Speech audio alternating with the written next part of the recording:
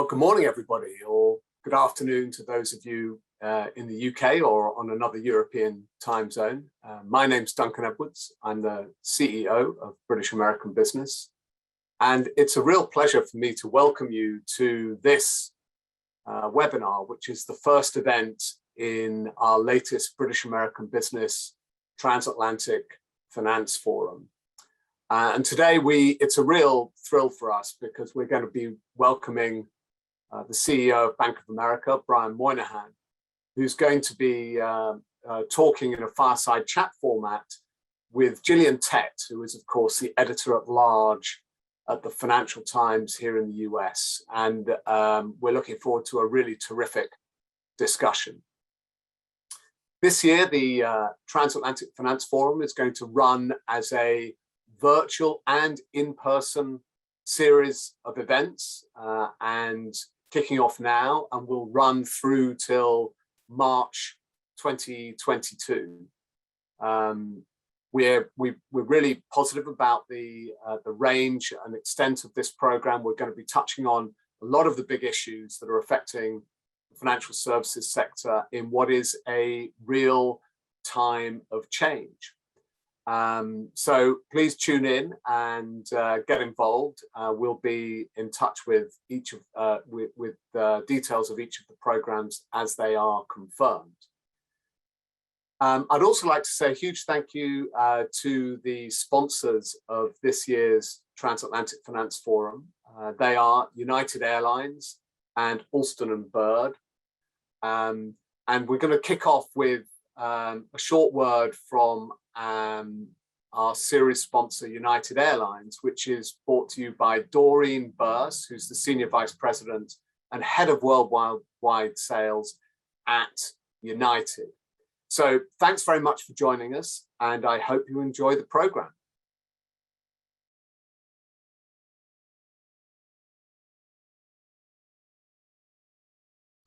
Hello, my name is Doreen Burse, and I'm the Senior Vice President of Worldwide Sales at United Airlines.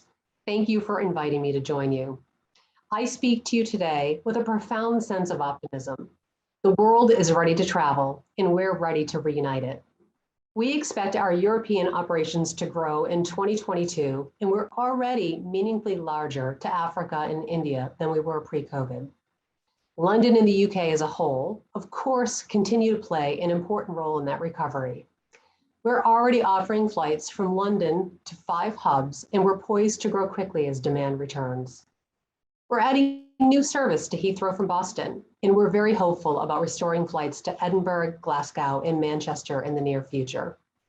As we said previously, we remain optimistic that our Atlantic flying capacity will gradually build to 2019 levels and above that by the end of the summer of 2022. And our recently announced new service to cities throughout Europe reflect that confidence. There's no understating the challenges we have faced, but our transatlantic partnership has been resilient, and there's incredible pent-up demand for travel between our countries. Throughout the pandemic, we've worked closely with the US and UK governments to try and find creative ways to establish a secure travel corridor. Things such as testing Green Lane eligible COVID-free flights between Newark and Heathrow, one of those. Luckily, we're now seeing border restrictions ease as vaccinations take a key role in unlocking travel. Leisure travel is already seeing a dramatic upswing, and we expect that the historical business ties that make the US-UK market so potent will help to create a resurgence in business travel. And as these customers return to the skies, United is ready for them. We've made travel safer and easier to navigate with tools like our Travel Ready Center, and we're once again connecting the world. But most of all, our team is just so excited to welcome you all back.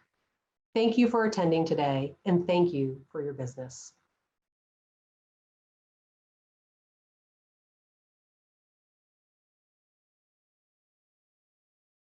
Hello and welcome to a conversation with Brian Moynihan, one of the long-standing pillars of Wall Street these days, who runs Bank of America. Now, he has been in his post for many years. He's recently given an indication he intends to stay there for several more years. I would love to ask him how long.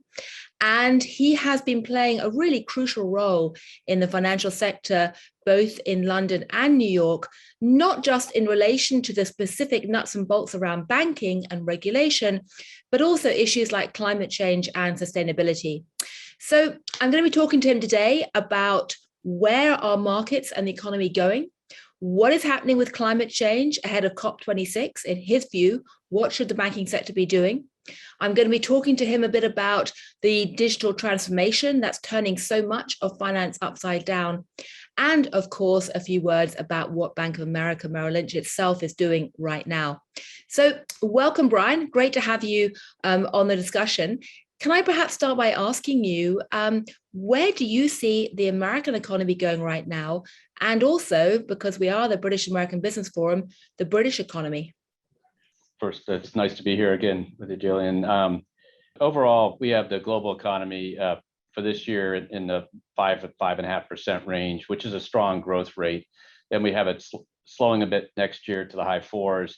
And then if you look at the United States, we have this year at 5.9 and next year at 5.5. And that's our research team in Bank of America Securities, and Candace Browning-Platt team does a great job.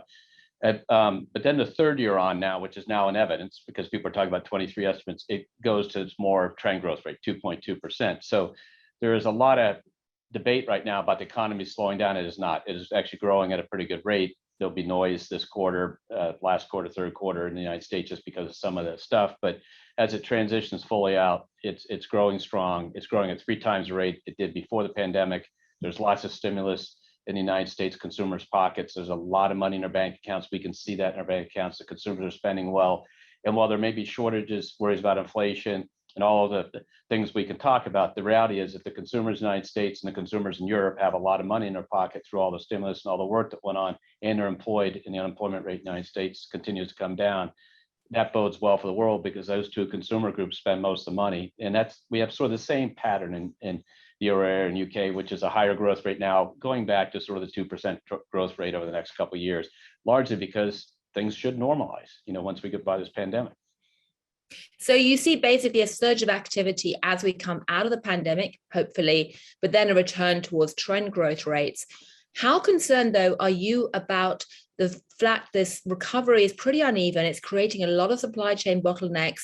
It is pushing up prices. The Fed says it is transitory. We've had comments from the Bank of England and others in European central banks saying, actually, we don't think it's that transitory. How concerned are you about inflation right now? Well, I think the key on inflation is even the Fed has changed, not using the transitory word as much now. And I think people believe inflation is in there. The question is really going to come down to what's the next set of expectations. And that's where people forget. So if you move up 15% in prices of housing, but the expectation is the next move for the next year might be 2 or 3%, that would be back to a normal rate. And so that would be transitory in the way you mentioned it, but also the inflation doesn't concern you because people wouldn't be changing their behavior going forward. The problem is they're still paying more than 15% more for that house, or for the gasoline, and because there's supply side shortage. Or on the other hand, companies are paying more for labor, and that's very sticky. So I think there's a good amount of debate going on. I think it is time to start taking out the accommodation in the economy because, frankly, there's still, I'm talking a lot about US now, there's still a lot of accommodation. In the last time inflation was running this high, the Fed funds rate was at 6% at the start of 30 years ago and ran down to about 4.5%, 5% because they normalized as they pulled back down on inflation. Think about that, we're at 0 still. And then the second question is, you look in our consumers' checking accounts, if you have under $5,000 of average balance a month, that means you're cycling in and out, you have 3 to 4 times as much money as you had before the crisis, which is inflationary because they can spend more. So even though these price increases come, they're able to do it. And then wage growth is very strong in the United States. And so if you kind of look at it, this inflation issue is real. In the way I always summarize when people ask me a question is they say, well, the response from central banks around the world is we have tools to do with inflation. It still doesn't feel good when they're applied. That's the piece people are missing. To slow down a fast moving economy when it's beyond what you want doesn't feel really not that nice. And that's what we have to be careful of. And so the soft landing engineering and all the language we had over the years about things is, can they engineer a soft landing and sort of meet the pandemic as it goes in the past view mirror, with an accommodation release that hits it. That's a tricky execution. That's why you're seeing the markets in and out every day debating this question of whether they can get it right or not. But they've done a fabulous job as central banks around the world to stabilize everything. And now it's time to let the capitalist systems and the consumers take over and drive it to where it's got to go. Right. So basically start to give money a price again, which is how capitalism basically works. I'd like to just circle back again, though, and just pick up something you said, which was extraordinary, that when you look at the people who are using Bank of America for their checking services, and you do represent a very large slice of the American consumption base, you're saying that people who would normally have less than $5,000 in their checking account are now at present having, what, 3 to 4 times bigger balances than before COVID? Is that correct? Exactly. Because there's a lot of discussion about, how you measure the uplift from the stimulus on the, less wealthy parts of the population. I'm really curious about that. Well, that's one thing. And then also the question is, you go down from that level to $2,000 average balance, it's even higher. It gets up to 7 or 8 times for people. Now, why is that? Because as the stimulus change, methodologies over time, it was geared more and more precisely to lower. At first, it was a check for a lot of people, and then each time in the child care credit, these things are going to different economic strata, earning strata. And so that's interesting. The real question also is the spending levels of the consumers in the United States is growing at a faster rate this year over last year and over 2019 than it was growing from 17 to 18 when tax reform kicked in and everybody said, oh my gosh, here we go, or even 18 to 19, where it was growing around 10%. It's now growing at about 14% year over year. And so you'd say, well, 20 wasn't that good a year. No, this time last year in 20, American consumers are actually spending more money than they spent in 19. We were through the issue. It ended up being more money spent in 20 versus 19 overall. First half very bad, second half overcame it. Right now, we're actually outgrowing that by the fastest rate I've seen. So not only do they have the money in their account, they're spending money, and frankly, the account balances aren't going down. And then if you go on the debt side, credit card usage is way down. We're down 25% in balances on credit cards because people, frankly, haven't had the ability to travel and spend money, and that drives credit cards. You think about home equities are paid off. Mortgage debt has been basically flat, a lot of refinancing activity. So consumers have tremendous capacity to borrow, and with house prices up, leave aside whether that could be too much. And that's going on in the UK also. There's a commonality there. It could be out of, too fast and things like that. The reality is it still creates wealth on its way there. And there's a question of whether that's a good thing or bad thing longer term if people depend on it too much, but it's still there in the short term. That's fascinating. It really is. And that's a kind of grassroots perspective that I think is very hard to get right now just by looking at the raw economic data. Is there anything else you've seen in terms of how people are behaving with their bank accounts or financial services at the moment, which has surprised you? Well, that's on the small business side. We originated more small business loans than we did before the crisis. So the day-to-day travel, which means business are forming and business are seeking capital. The small business activity in their checking and their transaction accounts is similar type of thing. Those businesses who are open fully are doing fine. But the interesting thing is you move in the middle market, the usage of lines of credit is very low. So why is that true? Well, one, people are being careful. Now the shortages, I talked to businesses, and even mid-sized businesses said, if I would have been smart enough to buy the inventory, I would have bought everything I could buy because now I'm fighting for it. And so, and some are saying, geez, by pure happenstance, late last year, I decided to buy up inventory because I figured at some point, the demand was going to come through mid-20, late in the third quarter. This is sort of equipment inventory, and kaboom, they're saying I'm selling everything and I'm going to run out, but I'm good. So I think the interesting in business, they have tremendous capacity to borrow. The cash flow and profits are strong. Our credit quality is at an all-time 50-year low in terms of credit risk in the portfolio. The other side of that is it relates to banking system, and we think we're better than anybody else, but the reality is the whole banking system seeing that. So that all that means that all the policies of fiscal and monetary left a lot of companies, most companies, the dominant share companies and people in a condition they can get right back in the saddle. And that's why you had this pop back up. And remember, the US economy is as big as it was in 19 already. And so that's good for the world because of the size and demand and ability for US consumers to spend money. The real risk for businesses is labor supply and goods supply to manufacture and sell. And obviously everybody talks about the semiconductors and the autos and all the debate. And you saw even the German factories and stuff are not getting access to them. you see that type of thing. But the reality is that type of shortage is through try to buy a bike, try to buy a couch, try to do something. And long term, that's got to ease. And you can see people are really, really focused on this now, but it's going to be hard to solve. Right. In terms of your point about inflation and the fact that given the rate of growth that's now happening, it does seem odd that the Fed has kept rates so low along with other central banks. You point out that, as and when rates do go up and the accommodation is withdrawn, it's going to hurt the economy. What about financial markets? Are you concerned about the fact that so many investors appear to be, if not addicted to low rates, then very complacent about the prospect that rates could go up? Do you expect a market jolt? Well, you've seen some of that on a day-to-day basis, and it stops and thinks about it and goes back through because the prospects for growth outweigh that, jolt.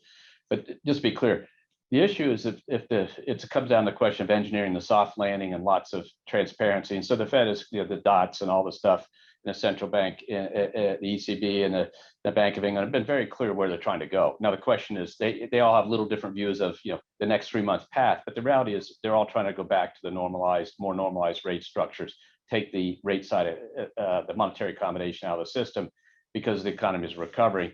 The big question mark is the same question mark we had in March of 2020 is this comes down to have we won the war on the virus? Did we win it? And the answer is we have these vaccines and the percentage of people are up, but then we had this Delta variant and that threw people a little bit sideways saying, wait a second, we got to wait that out. So most of this right now in terms of delay, if you thought about it, but for the fact that you have this uncertainty about the vaccine pathway and the impacts on that, et cetera, most of these banks would have been moving already, honestly, from just the pure math would say, with one caveat, which is the unemployment in the US, especially, because of the dual mandate in our Fed, they're looking to get that number back in the low fours. And by the way, it printed today at 4.8.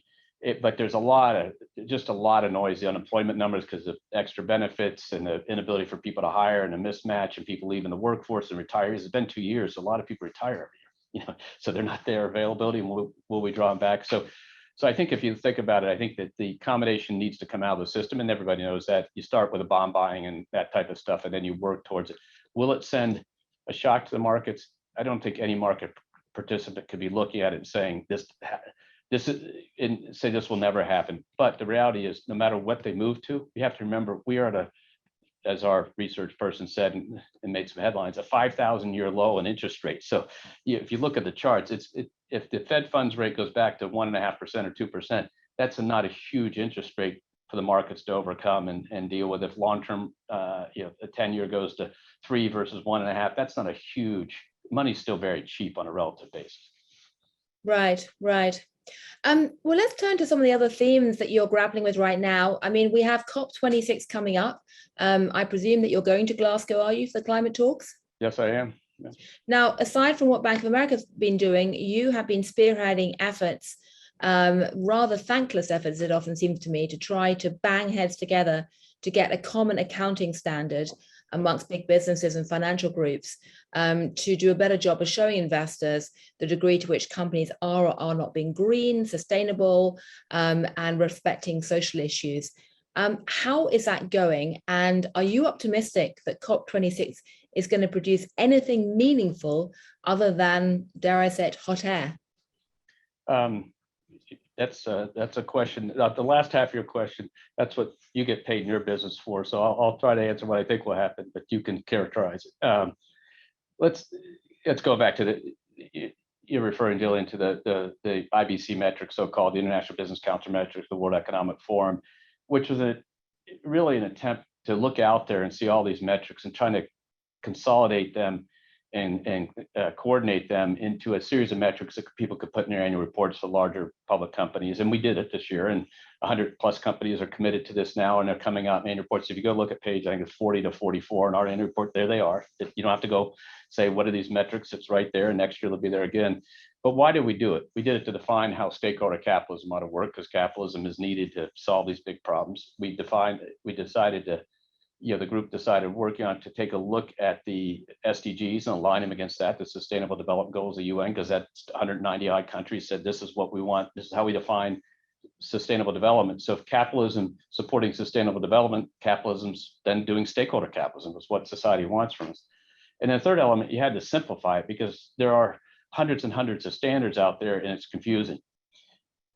The next, and if you standardize into the accounting, and the IFRS is taking this up and looking at it to put a sustainable accounting next to financial accounting. The good news about doing that is you stop this debate about, oh yeah, the large public companies do it, but all these other companies won't, because it's part of the accounting literature. And so moving from this is a good to report for ESG purposes for things to this is what society wants from a company and its performance, so report on these metrics like you do on other financial standards, your inventory levels or your cash flow, whatever it is, report on this, but report on it consistently so you can look across industries, but also private companies have to have accountants sign off on their reports and their chart of accounts, as you would say, and all that has the same impact. So the idea of getting it from a bunch of cooperative efforts to the official accounting thing is a huge effort. And to do that, though, you have to make it straightforward enough that companies of all sizes, public, private, $1 billion in revenues, 100 billion in revenues, and 100 million in revenues, and 1 million in revenues can all be able to do it. All of them won't be relevant, but they can all do it. They can all hit the measures. And so that's what we've been trying to achieve. The success continues to go. We continue to have groups sign up. It gives rise to, or gives teeth to the concept of stakeholder capitalism. It gives clarity of what's meant by it lines up against the SDGs.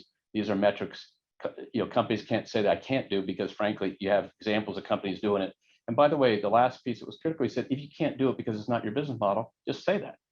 And then instead of debating what you could do, just say, I can't do this because I don't operate, outside, the UK, that just say it. And then people say, okay, I don't have to worry about what they're doing in terms of, political corruption around the world, which is one of the disclosure elements. So I think that's gone on. We get to COP26. Now moving to the environment, I'd say COP26 will have, tremendous progress leading up to it and tremendous progress around the governmental sector making commitments about the 100 billion from Paris. It's never been accumulated. But what's really happened in advance of COP26, and frankly, because the private sector has kind of come after this, is these commitments by the financial institutions through a thing called GFANs, or the work I do with His Royal Highness on the Sustainable Markets Initiative, or the WEF climate leaders, or these industry-wide commission net zeros, has led to many, many, many companies committing to net zero.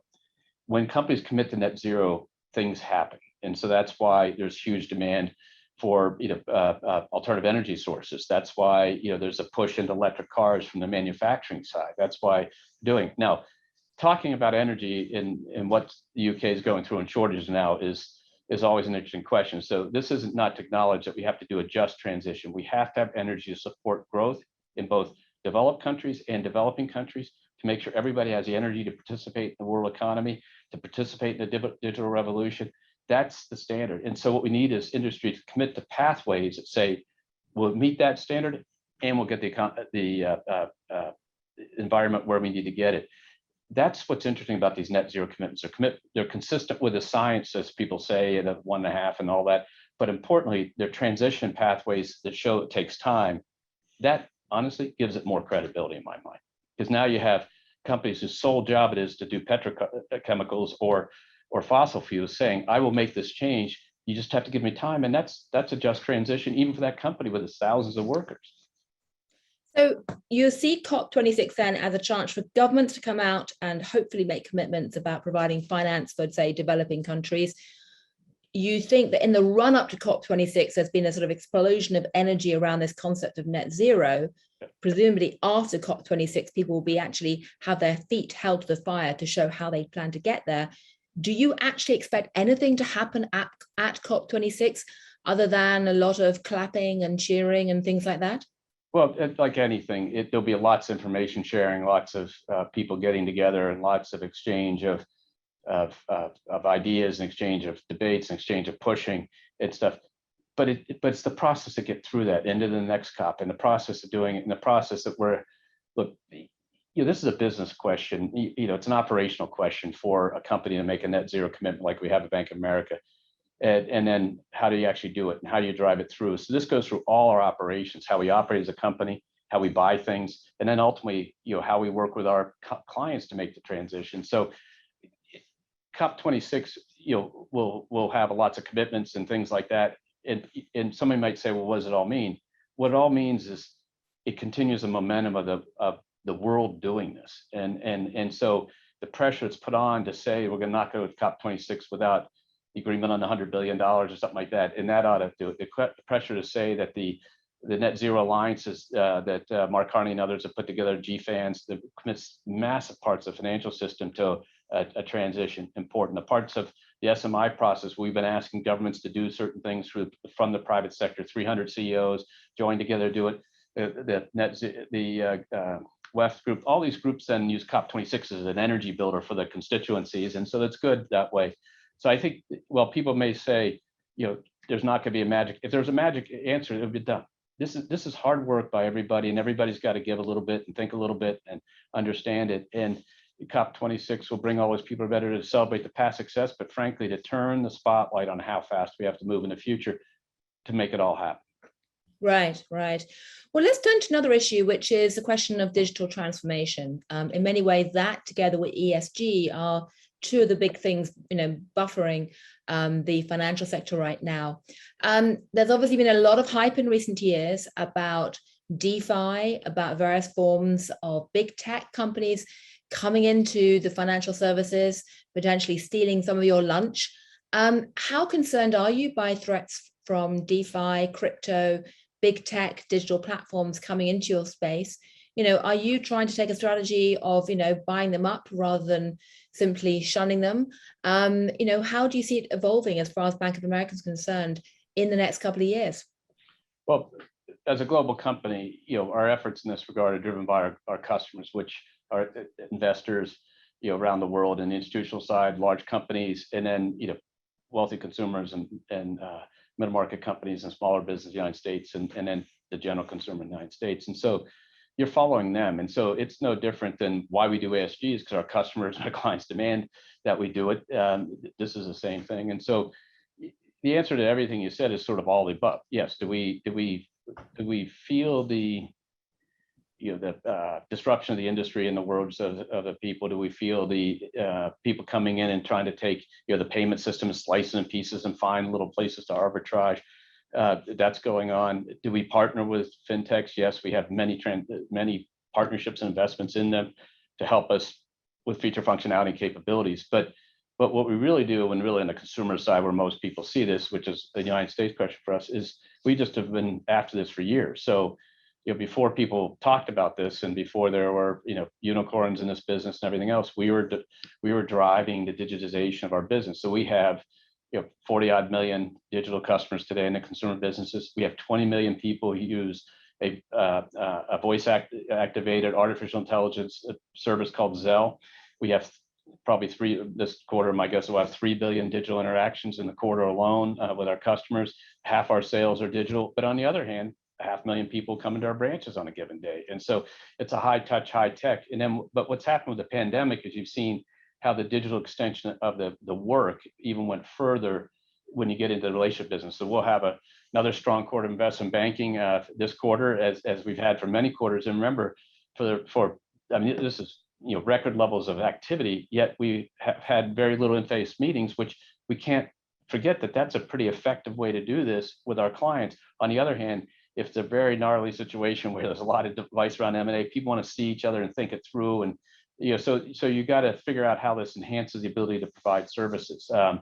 And so our customers have become more digital. Simple things like depositing checks with a phone, went up another round, but interestingly went with all cohorts, not just the age cohorts you might expect.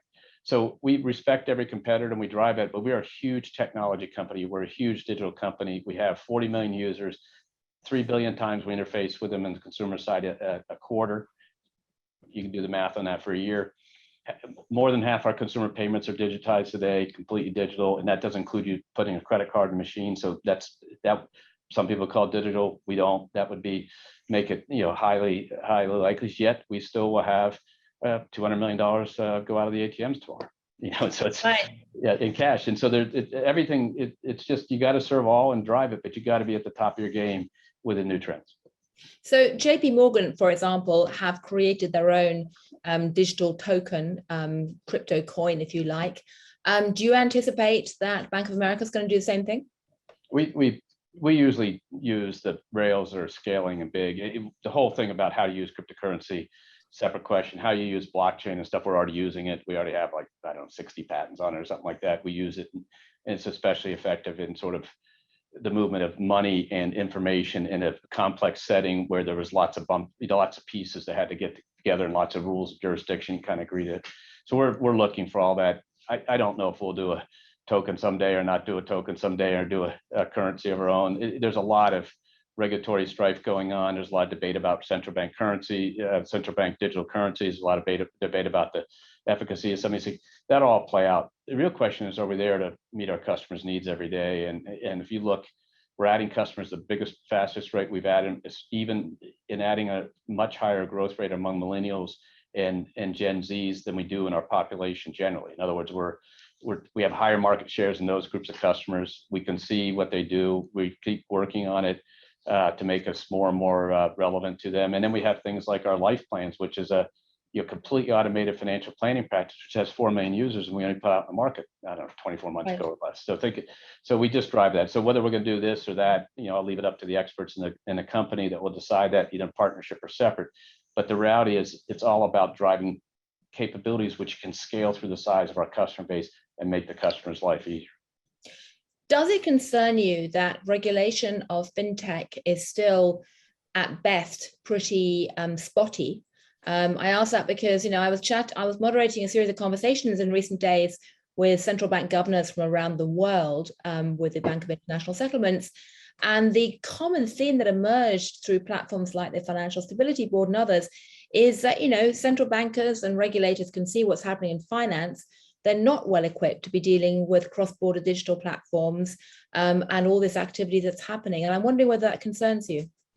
It concerns me and everybody, because in the end of the day, the trust in consumers in the UK and the trust in the consumers in the US and the trust of consumers around the world in the banking system is paramount to why we have a charter and why we have an operational method and why we're regulated. All comes from, basically, we take money from people and companies and investors and hold it for them. And if you're going to do that in any form, you have to be regulated in the same way, because we know what happens when you don't do that. It was, the reason why the FDIC, remember, people think the FDIC has been around a long time. It was only created after the Great Depression.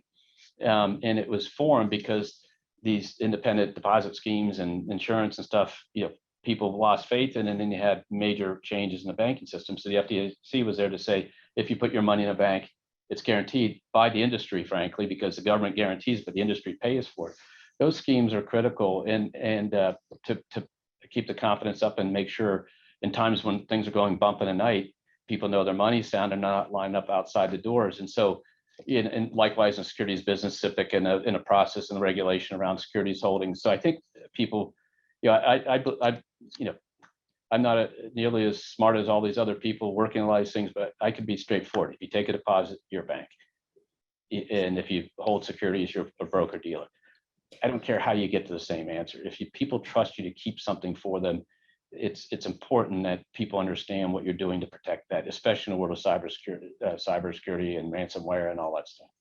So would you welcome the fact that the SEC is now indicating that if you make loans, you have to essentially come under the SEC's remit or pay returns on assets in crypto space, digital space?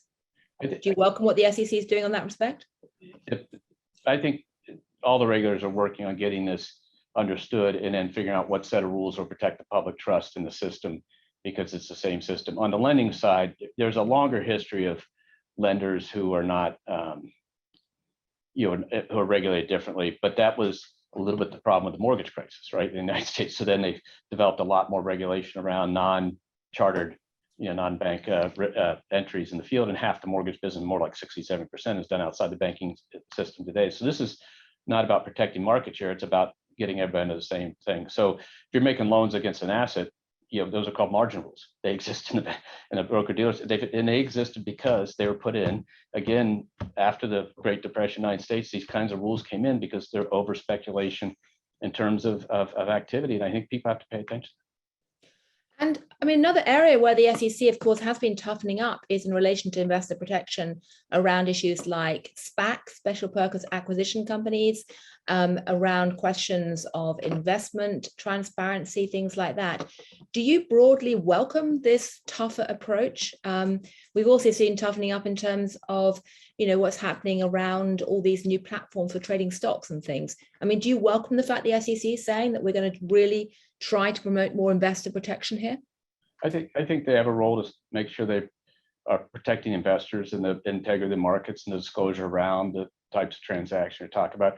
We take we drive responsible growth in our company. We've always taken a very careful view of customer selection and how we get involved in SPAC mergers and things like that, and selective on our clients. And so but I think it's good. It's good because you don't want people to be arbitraging regulatory regimes in any of these fields, and or relying on lack of transparency and disclosure. And that's the SEC's rule in our country, and it's the regulators in other countries around the world. And they need to, as things change, they need to keep up with it. And things changed. And the idea of a public offering through a SPAC is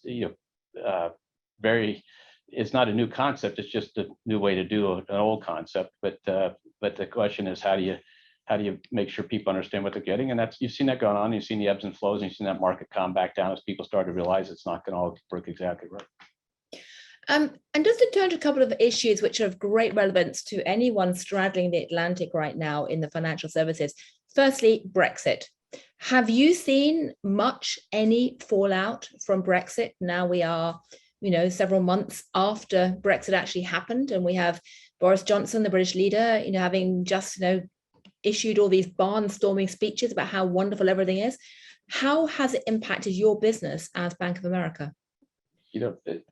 I saw some of that dialogue recently. I'm thinking, when did Brexit happen again? Because for the financial system, the delays, you couldn't count on the delays. So we made our choices. So we have a London subsidiaries or branches of our bank in the United States, the big bank that operates around the world, and we have a separate broker dealer to conduct worldwide activities and UK-based activities.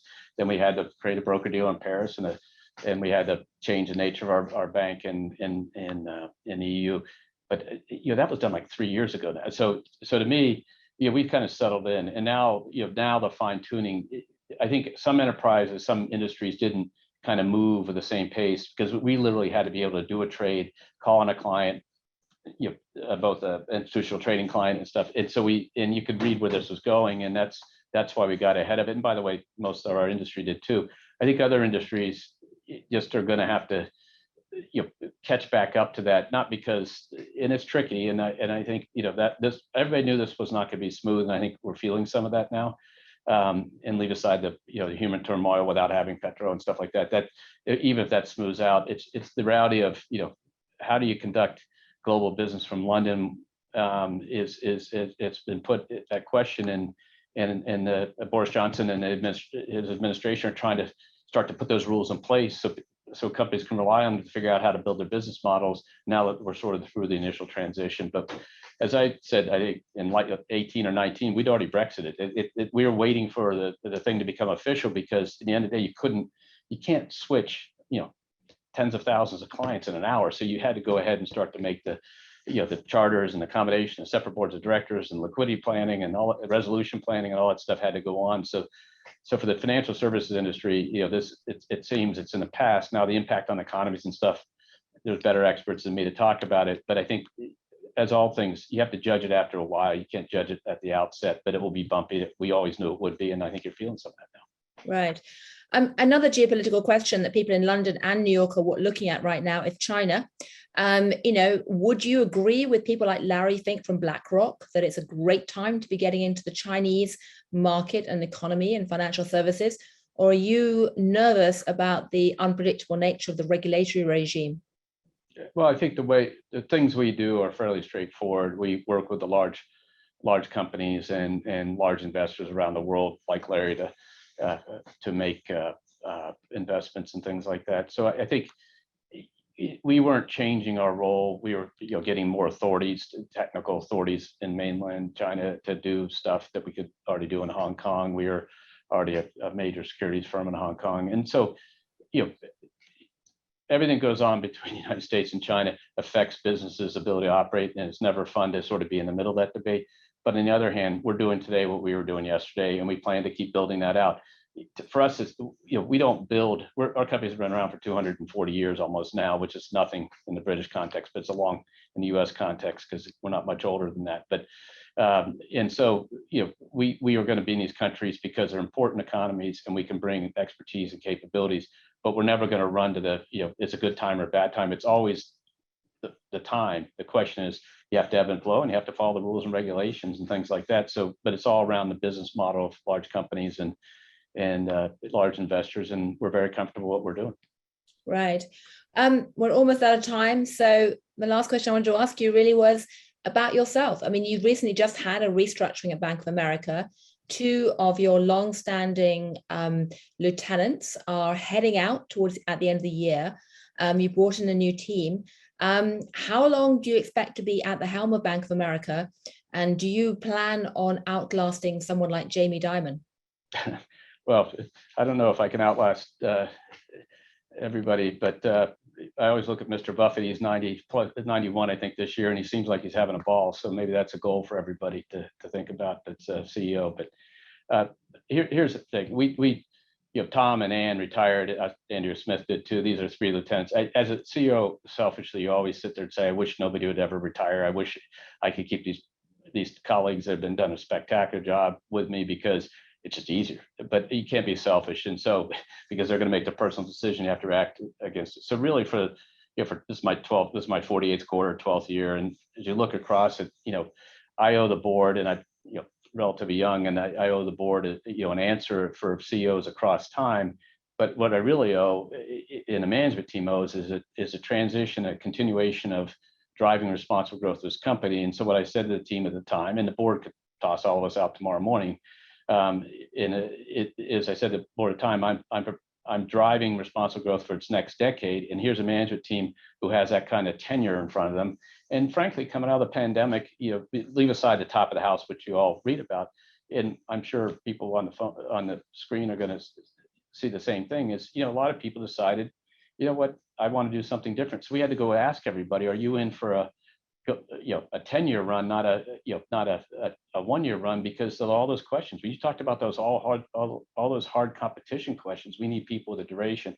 And so we're shaking, that went through the enterprise. And so you saw some people sort of say, I was going to retire next year. And we said, fine, let's get going, and replaced them. So I've got a great team of teammates that come up, new people, all were part of the management team, or the next, right below that, the age of people running the 8 lines of business, 3 women running the 8 lines of business, and then international Bernie Menza runs, and more diversity, a group that has a long duration run ahead of him, and somewhere there'll be a successor to me. And one of my jobs of the board, and we don't talk about it publicly, is to keep working that. But it's, if my health stays there and I'm healthy and everything, I plan to do this for another decade, as I said. And do you actually plan to work in the coming months in the office 5 days a week? Do you expect people to do that? Because we're talking on Zoom. Yeah. It looks to me, I can't tell whether you're in the office right now or not. Are you in the office or home? I can't quite see. But what kind of regime do you expect in the coming months in terms of home versus office working?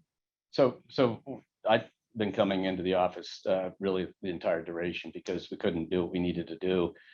But I was, one person, and there was a group of the senior leaders and a group of people that had to work every day in the office and had to work outside the office, and including our teammates in all the branches, which faced all the uncertainty and did a spectacular job. But we are a work from office company. We're working back that. Are teammates asking for more flexibility based on what they've learned about themselves and things? Sure they are. And we had tens of thousands of people had flexible work arrangements and work from home arrangements before the pandemic, and we'll go look at it again. But we're going to be careful about that, because frankly, as we're bringing people back to the office, it's clear that they're starting to see, oh, this is what I missed. And so you're starting to see, the change. And so the idea is, we're not saying we are going to listen to our teammates, and we're not going to We're not saying we're exactly what we were before, but the way to do that is actually get people back and say, okay, now you've gotten back in here. What do you think? And then to think about it from all levels. Fairness from senior to junior. Fairness from highly paid to low paid. Fairness from people who have long commutes to people who don't have long commutes, and all the things in between. And so, as we get into it, we have an employee survey. The scores are as high as they've ever been in terms of satisfaction. There were comments from 10 or 15% of the people about this question. A third were like, get me back to the office as fast as possible. A third were, I want to understand what my options are. A third were, geez, I could work from home for life. But that was only, about 15% of the people. And so the rest of the people didn't comment, which is kind of interesting. But so we got to go back through and say, what do you want? What are you thinking about? Different types of jobs, different things. Some we can't do from the office. In other words, you can't do from home long term. It just doesn't work as well. You can't do the branches, obviously, call centers, things like that. We have to get the people back because the scale, the technology implementation stuff is different. But we learned a lot about what we might be able to do. And so we're letting it play out. But we are in the process. We bought 50,000 people were invited back at the beginning of September. Every week we invite people back, only vaccinate people coming back to the office, the administrative offices, and we're just walking down that, and we'll see how it plays out. And we're learning a lot about what people individual questions are. I've got young kids and they can't get vaccinated yet. I need some flexibility. Okay, fine. Versus I want to get back there tomorrow morning because I it's just part of my life is to go to the office, and so it's in everything in between. Right. Well, thank you. Well, I hope that, next time we talk, we'll actually talk face to face instead of on Zoom at my own home. And in the meantime, I wish you the very best of luck in trying to navigate all of this in the coming months, getting over to COP and trying to make sure that the businesses get back to something, if not normal, but something resembling something closer to normal post-pandemic. So thank you very much indeed for your time and hope to see you soon. Thank you, and thank you to all our colleagues watching. And the UK and the British American business group is a tremendous group we've worked with for years, and so I look forward to continuing supporting that.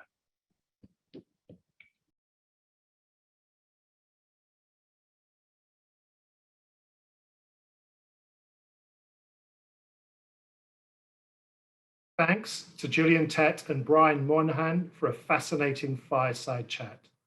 Thanks are also due to British American Business. I'm Andrew Petersen, a finance partner at the global law firm of Alston & Bird, and we are very proud to be involved with British American Business, supporting the promotion of businesses both sides of the pond.